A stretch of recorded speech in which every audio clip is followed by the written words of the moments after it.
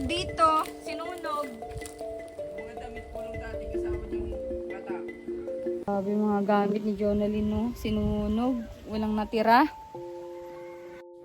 Muli mga kalingap, binabaybay namin ang daan patungo sa bahay ni Tatay Filomeno. Kahit wala na siya, ay muli natin balikan ang mga alaala ni Tatay. Hanggang ngayon, hindi pa din ako makapaniwala na wala na si Tatay Filomeno. Sa pakiramdam ko, ay buhay pa din ang ating tinutulungan at hanggang ngayon ay umaasa na balikan natin siya araw-araw.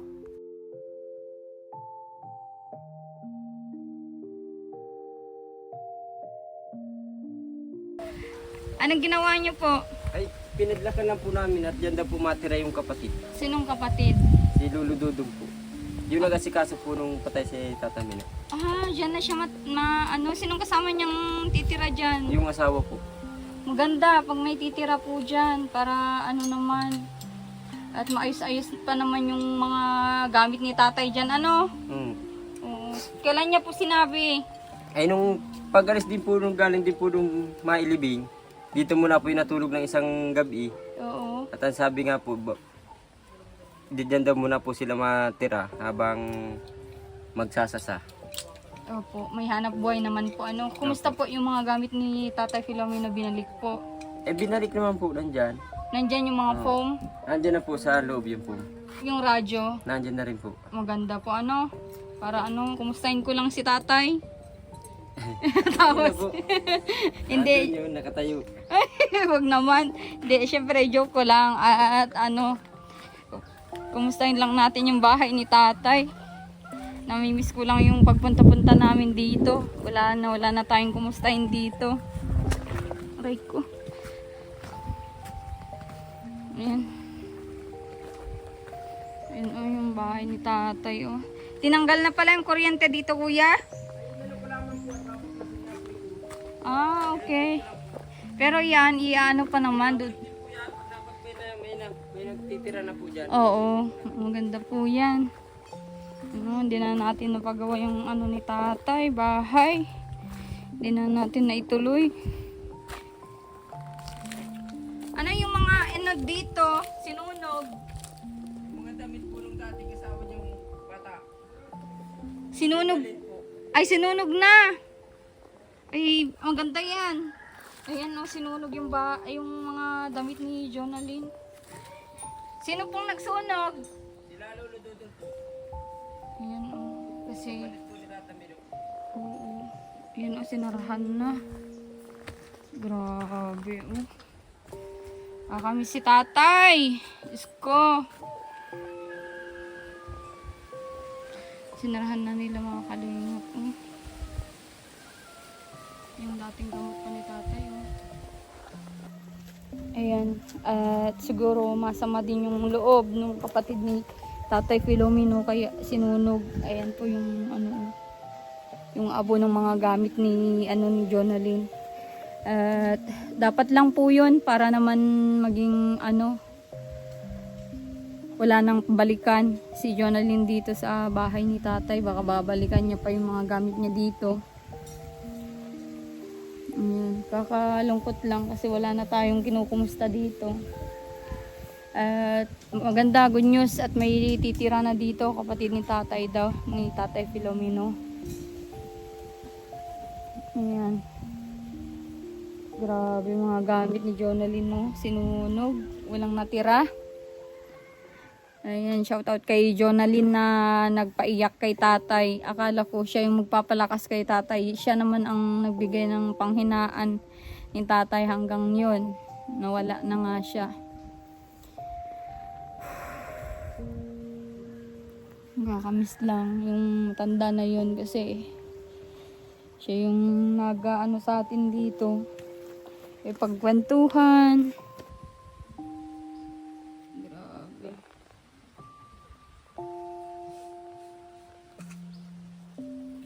Kaya dapat lang yun na wala na yung mga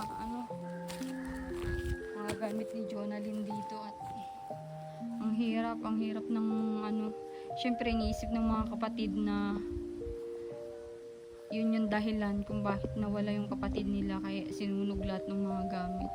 Maganda yun at ganun yung naisipan ng kapatid para wala nang balikan si Jonalyn dito. Yan, nag-vlog lang ako ngayon mga kalingap dito sa bahay ni tatay at namimiss ko siya. Syempre alam ko namimiss nyo na din siyang mapanood at pare-parehas po tayo. Akala ko tuloy-tuloy na yung pag-ayos ng buhay ni tatay. Inaasahan kong mapaayos na yung lagay niya. Ito na.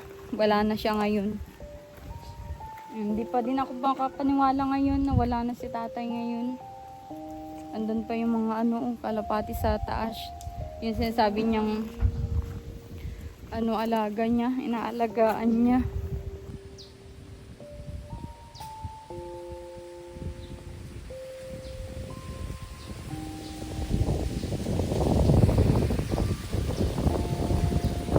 Kuya, ano daw dahilan bakit pinasunog yung yung damit ni Jonalyn?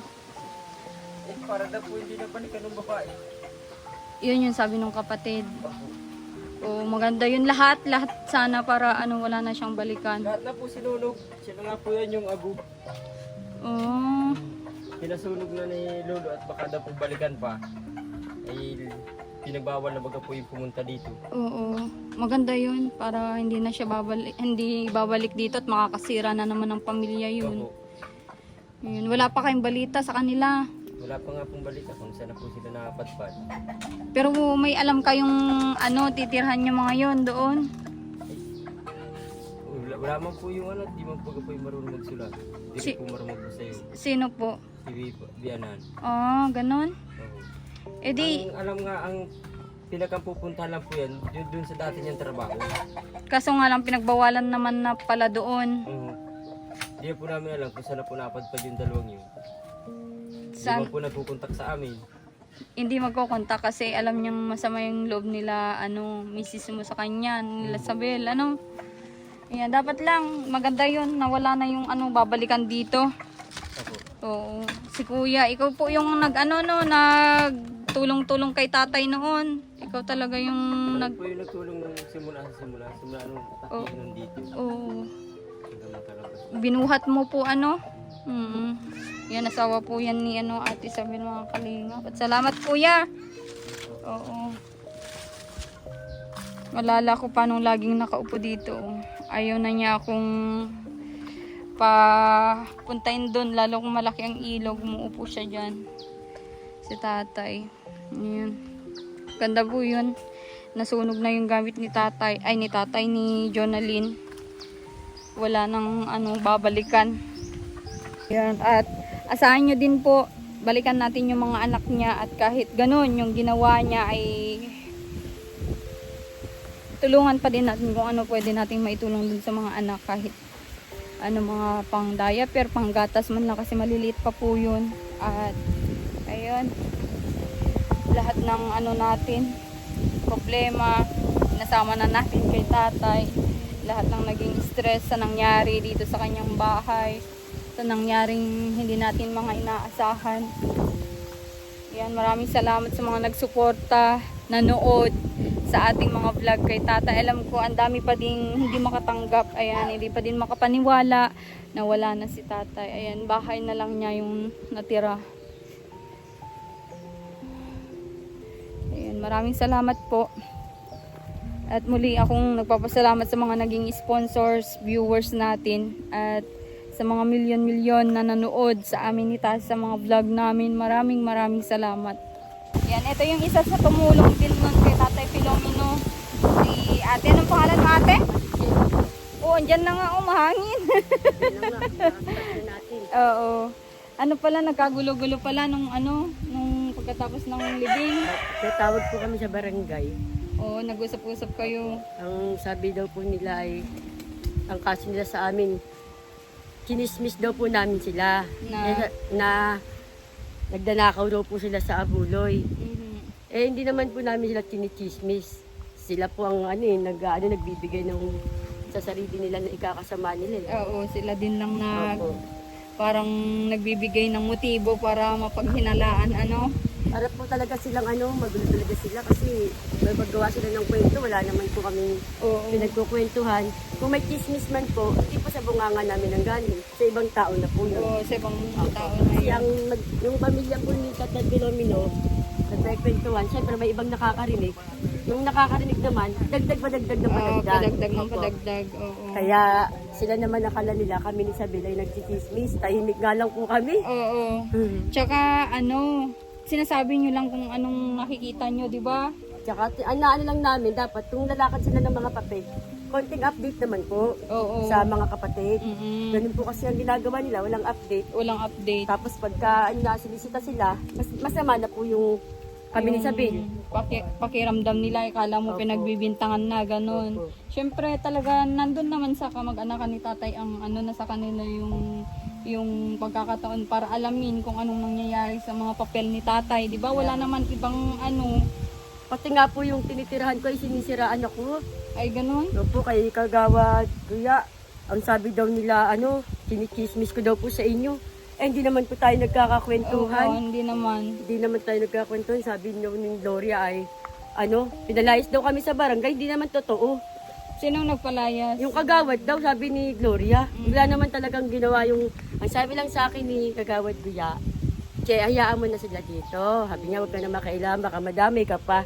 Ayun po ang sinabi sa akin. Pero yung sabi mo, pinalayas ako, wala. Wala naman. Wala naman pinalayas, hindi naman ako pinalayas ni Kagawad. Oo, tsaka yung mahirap na ganun, di ba? Siyempre, hindi naman natin kamag-anakan ni tatay. Bakit sila nangungunal sa lahat ng mga kailangan, di ba? Opo, Oo. ayan po talaga, kaibigan po namin mag-asawa yan. Kasi si Tatay Filomeno, pag may pagkain dyan, tatawagin pa kami para na kumain kami, may kasabay siya. Kasi naghahanap din po niya ng may kasabay. Ay, ganun ba yung ginagawa niya noon? Kaya po, ganun na lang po kami sa kanya. Oo. Nung bubuhay pa, ito pala yung close friend din ni tatay. Kumusta po yung mga gamit pala na ibalik na? Opo, nandyan na po. Oo. Si na lang po ang kausap, yung kapatid, ay yung hipag, na siya na lang daw ang magbabayad dito.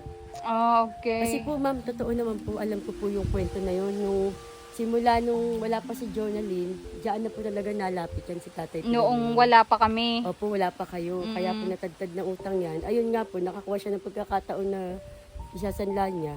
Ganun po. Tapos pagka dumarating po kayo, kukunin niya dito. Para po pag dumarating kayo, makikita ninyo. Ay, ganun? Opo. Yung mga gamit. Opo, yung mga gamit. Oh. Nahihiya lang kasi si Tatay Filomeno, baka mamaya magalit ka po. Oh. Hindi naman. Tsaka kung ano mo naman yung mga kailangan niyan, binibigay ko naman lahat, 'di ba? Opo. Bigas, groceries. Pero Pera. Wala pa po kayo noon nung nakahiram siya dito. Oh, okay. Kaya nagtaka ako kasi nagkaroon siya ng utang ay at sabi ko ay mula. Baboy po yun, ganyan. Tapos pera. Mm-mm. Tapos nung dumating pa si Jonalyn, lakas-lakas kumain. Malakas kumain yun. Lakas lumamon nung babae na yun. Oo, sinunog na pala yung gamit. Opo, sinunog na po nung hipag ni Tatay Filomeno. Ano sa palagay mo, maganda ba yan na ginawa? Maganda po yun. Oo, maganda Kasi yun. dapat noon pa nga po dapat sinunog yun kasi para nakakalimot si Tatay Filomeno eh. Totoo Kaya yun. naman po pala sa unan niya may damit pa ni Jonalyn. Kaya pala hindi makaano itong matanda si Tatay Filomeno. Hindi makamove on. Hindi makamove on. May damit pa pala Kasi doon. may una nakita ng kapatid.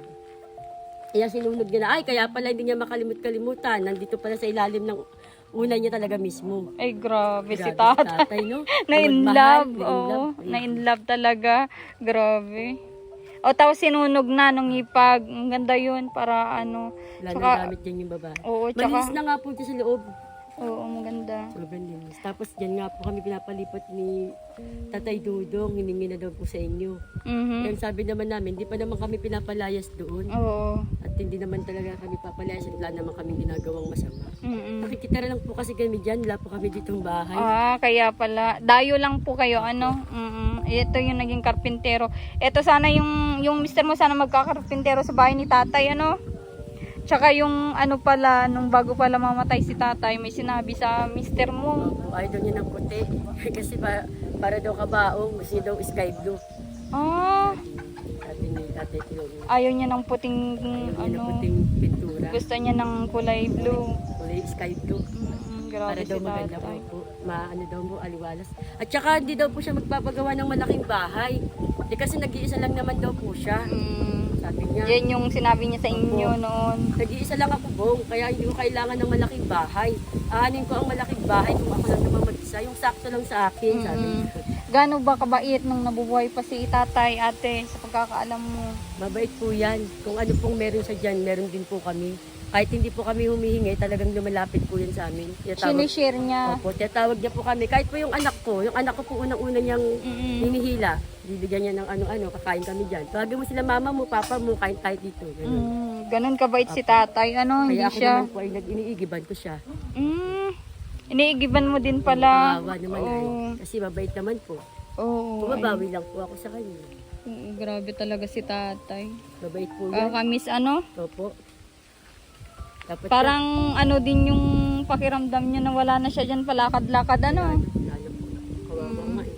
Dito yan lagi yung sila Ferdinand. Oo. Tapos sasabihin ni Gloria sa dawag tinatawag. Hindi.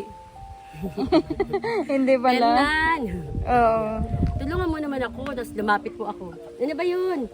Tulungan niyo naman ako, sabi niya. Bakit? Yung sikmura niya po. Masakit. Nasakit. Wawa Tinawag naman si kita. tatay. Nung nakaraan pala ay hindi siya pinakinggan kasi sinasabi na palang magpa-hospital na. Sabi po ni Tio Dudong, tatapusin lang daw yung labahin. Ano yun? Eh wala na po kasi kami noon, nakauwi na kami. Tatapusin daw yung labahin bago itakbo. Kaya nga, Kaya kung tinakbo agad yun, okay pa sana po. Tsaka wala po kasi siyang inhaler. Dapat may inhaler sa po sana siya, kahit walang nebulizer, may inhaler. Kasi ganun po yung namatay kong asawa, sakit po niya. ay ganon. Inhaler lang po.